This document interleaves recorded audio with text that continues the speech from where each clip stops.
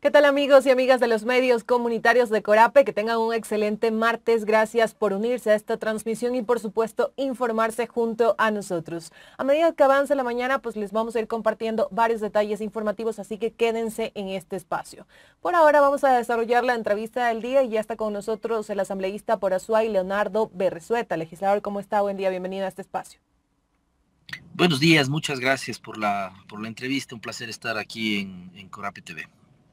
A usted por acompañarnos, legislador. En días pasados se conoció que el Fondo Monetario Internacional y el gobierno del presidente Daniel Noboa llegaron a un acuerdo a nivel técnico para un nuevo programa de crédito por 4 millones, lo que ha generado diferentes reacciones. Desde la bancada de Revolución Ciudadana dieron a conocer su postura y hablan de la deuda como un impacto a la soberanía nacional. Cuéntanos un poco más acerca de esta posición de la bancada.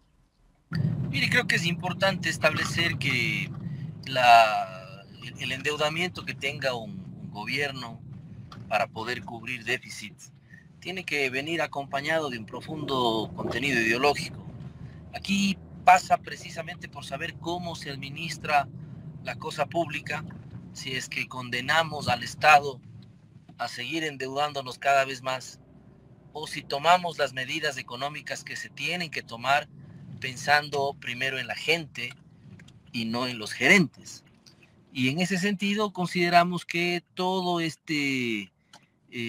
serie de acciones que ha venido tomando el gobierno nacional, como el incremento del IVA, la pretendida intención de volver al trabajo por horas en esta reforma laboral vedada, eh, el manejo precisamente de la reducción del Estado, el pago oportuno de la deuda externa, todo corresponde a compromisos que el Estado ecuatoriano y que el gobierno, sobre todo el gobierno del Ecuador, el gobierno del presidente Noboa, ha llegado a tener con el Fondo Monetario Internacional.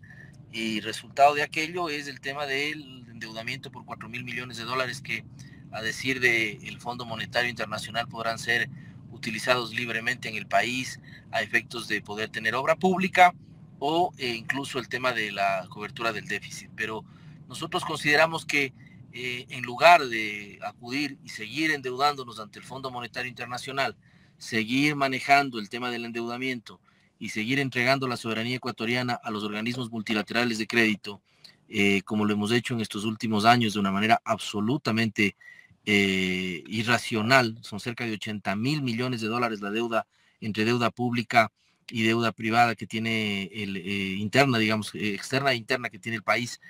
Eso a nuestro concepto simplemente es irracional. Debió haber generado primero el tema de haber podido repatriar muchos capitales que están afuera.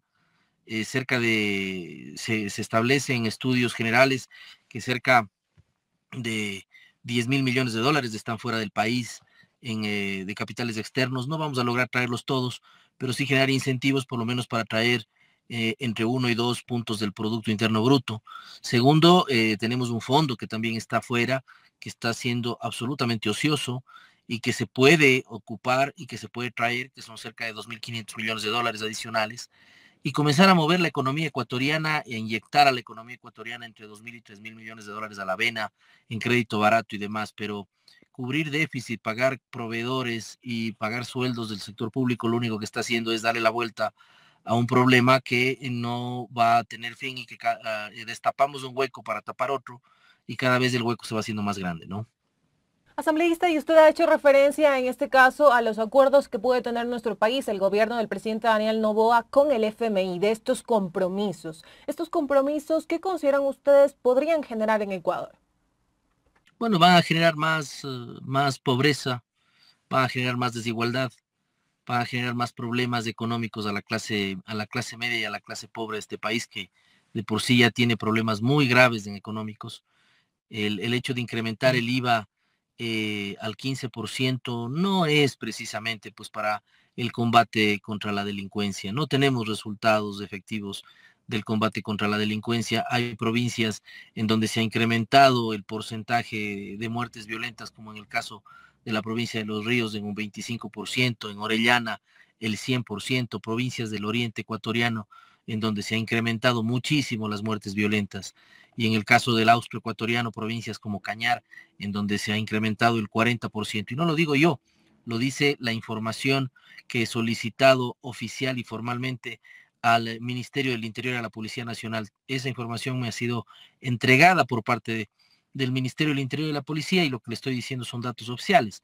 Por lo tanto, este pretexto de subirnos al 15% para utilizar en tema de seguridad no está, además del presupuesto general del Estado de este año, tan solo refleja un incremento de 200 millones de dólares en el tema del Ministerio del Interior y la Policía Nacional, no así los 1.200 millones de dólares que se suponía que iban a ser entregados por el Estado ecuatoriano al combate a la inseguridad producto de la recaudación de esos 3 puntos más del IVA.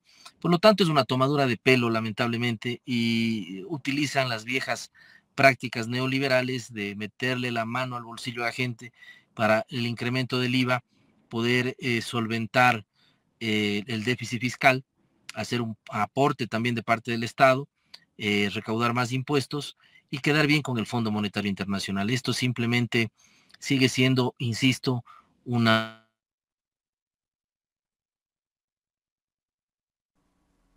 Bueno, tuvimos un inconveniente de conexión con nuestro invitado Leonardo Berresueta. Vamos a ver si logramos que se vuelva a conectar.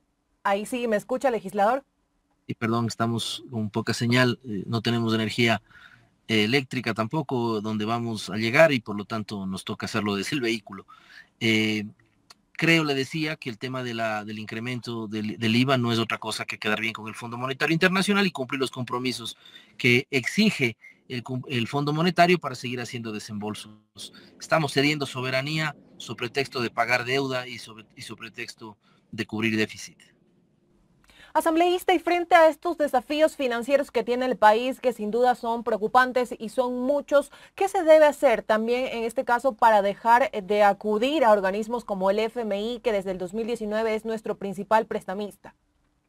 Le decía hace un momento, creo que el país debe entender que hay que generar incentivos para poder repatriar muchísimos capitales, cerca de 10.000 millones de dólares se encuentran fuera del país. Hay que tratar de repatriar esos capitales. Obviamente no vamos a hacerlo todo, como decía hace un momento, pero sí por lo menos entre 1.000 y 2.000 millones de dólares, generar un incentivo. Y los incentivos pasan por poder hacer atractivo el uso de los recursos privados en el país a través de la inversión y las concesiones, a través de la apertura del capital público al privado para poder hacer una alianza estratégica y comenzar a trabajar. No hay que tenerle miedo a las concesiones viales, por ejemplo. Es necesario además entender que tenemos cerca de 6.800, casi 7.000 millones de dólares en la reserva de nuestra Reserva Monetaria Internacional, que está en un banco en Suiza. Al menos 2.5 millones de dólares, que representan cerca de 2.5 del Producto Interno Bruto, casi 3% del Producto Interno Bruto del país, deberíamos traer para poder inyectar a la economía ecuatoriana, dar crédito barato y tener acceso a que la microeconomía se mueva. Si es que el engranaje pequeño, que es la microeconomía, la hacemos mover con esta inyección de dinero, el engranaje grande, que es la macroeconomía, va a funcionar. Eso es lo que hay que hacer. El Ecuador es como una persona que ha llegado a la sala de un hospital después de un accidente y que se ha desangrado mucho. En este momento el Ecuador necesita una transfusión de sangre urgente, que es estos 2.000 a 3.000 millones de dólares a la vena, que permita dinamizar la economía y que la propia economía ecuatoriana vaya generando la riqueza que se necesita tanto para el pago de impuestos, para la generación de economía fresca y generación de empleo. Pero el hecho de seguir acudiendo al Fondo Monetario Internacional nos hace simplemente que sigamos generando un hueco mucho más grande y un déficit más grande y la deuda ecuatoriana cada vez más grande e insostenible. Y algo que también quería consultarle, una vez que se conoció de este acuerdo entre el gobierno de Ecuador y el FMI, desde la bancada ciudadana pues hicieron un comunicado. Aquí hablan de que es obligación del gobierno solicitar la aprobación previa de la Asamblea Nacional en los temas relativos a tratados internacionales, sobre todo en decisiones que comprometen la política económica del Estado. También hacen un llamado a los demás asambleístas, al presidente de la Asamblea Nacional para que evalúen este acuerdo. Creo que no estamos hablando de cualquier crédito. No estamos hablando de un crédito pequeño, estamos hablando de 4.000 millones de dólares, cerca de 4 puntos del Producto Interno Bruto del país, y eso hace de que se actúe con responsabilidad. Y el Estado y el gobierno ecuatoriano tienen que actuar con esa misma responsabilidad tiene que dar cuentas al Parlamento sobre el porqué de este endeudamiento y cuáles son las condiciones del endeudamiento. Hemos solicitado el día de hoy, incluso hemos enviado comunicaciones y vamos a hacerlo a la interna del Parlamento también, la presencia del ministro de Finanzas inicialmente, para que nos comente cuáles son el alcance de este endeudamiento y cuáles son los condicionamientos. Si alguien le presta plata a usted, o cualquiera de las personas que nos escuchan, le pone condiciones, pues me vas a devolver en tanto tiempo, esta va a ser la tasa de interés, así lo hace el banco, e incluso los prestamistas privados, que sabemos que lo hacen de esa manera, lamentablemente, le pone condiciones. Por lo tanto, queremos saber cuáles son las condiciones que el Fondo Monetario Internacional le ha puesto al país, porque el endeudamiento es muy alto, es un desembolso muy alto, uno de los más altos que hemos tenido en los últimos años, de estos últimos 6, 7 años de dependencia directa del Fondo Monetario Internacional. Y por lo tanto necesitamos que el Parlamento conozca y apruebe, también además estableciendo lo que dice la Constitución, frente al tema de tratados internacionales y sobre todo a lo que tiene que ver con el endeudamiento de esa magnitud. Por lo tanto, vamos a seguir insistiendo que el Parlamento conozca y que el gobierno lo explique. Y frente a esta acción, a esta iniciativa de evaluar este acuerdo con el FMI, también de solicitar la presencia del ministro de Finanzas en la Asamblea Nacional, quizás hay otra bancada, otro grupo de asambleístas que se ha unido a esta iniciativa con ustedes. Son varios legisladores de diferentes bancadas con los cuales hemos conversado informalmente sobre la preocupación que tienen en relación a este tema del endeudamiento. Evidentemente, el bloque de gobierno, que cada vez se va haciendo más grande, dicho sea de paso, ¿no? Cada vez vemos que el bloque de gobierno se hace más grande y más fuerte en la Asamblea. Es lo que cabe, ¿no? Digamos, el gobierno tiene que buscar hacer mayoría. Creo que está cerca de 46 legisladores ya cercanos al gobierno. Ellos van a oponerse, evidentemente, a la presencia del ministro de Economía y a que se fiscalice o que se pida cuentas, pero creo que más allá de defender ellos a su gobierno, deben ser responsables también con sus mandantes y con la gente y con el pueblo del país, de poder explicar cuál es el alcance de este endeudamiento. Hay varias bancadas que también han mostrado su preocupación y nosotros sintonizamos por supuesto, con aquello. No creo que seremos la única bancada que esté preocupada de esto y vamos a insistir en la comparecencia del ministro, las explicaciones del caso y la fiscalización adecuada a un endeudamiento externo que necesita ser explicado en el Parlamento. Asambleísta Berresueta, y frente a esta presencia del ministro de Economía, que usted prevé que en este caso esté en la Asamblea Nacional para que comente un poco acerca de este acuerdo con el FMI, ¿cuáles son esos otros temas que ustedes buscarían consultarle a él? Esto teniendo en cuenta que al inicio también de la gestión del presidente Daniel Noboa se habló de una grave crisis económica en el Ecuador, una grave crisis fiscal también que en este caso se ha señalado pues es difícil de superar. Creo que hay que consultarle al ministro de Finanzas los alcances, por ejemplo, de las medidas económicas tomadas por el gobierno en los últimos meses, las leyes económicas urgentes que hemos aprobado en la Asamblea, cuáles son los resultados que van dando. Por ejemplo, el tema de el incremento del 15% al IVA, si es que efectivamente ese dinero se va a utilizar en temas de seguridad o va a servir para tapar los huecos de la ineficiencia administrativa del gobierno. De igual manera, necesitamos saber cuál es la planificación que se tiene a mediano y largo plazo, porque por más que sea un gobierno corto, se necesita tener una planificación en el manejo de las finanzas públicas. No conocemos tampoco aquello. Y dentro de eso parece que una línea transversal que siempre va a ser depender de organismos multilaterales de crédito. No cobrar la deuda que tiene, por ejemplo, el SRI, que tienen los privados, perdón, con el SRI. No existe un plan en aquello.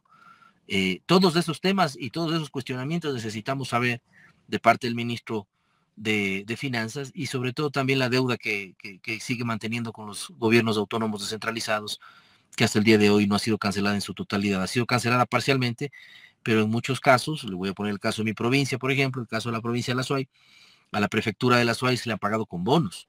Y frente a la desesperación no le ha quedado más a la prefectura que poder recibir esos bonos y tener incluso que luego negociarlos en el mercado bursátil, perdiendo el castigo que se tiene en esa negociación. Por lo tanto, creo que son muchas preguntas, esperamos tener muchas respuestas, pero por lo general, en este gobierno tenemos muchas preguntas y escasas respuestas frente a un gobierno que no está escuchando, no está mirando y está en una burbuja que lamentablemente no le deja caminar.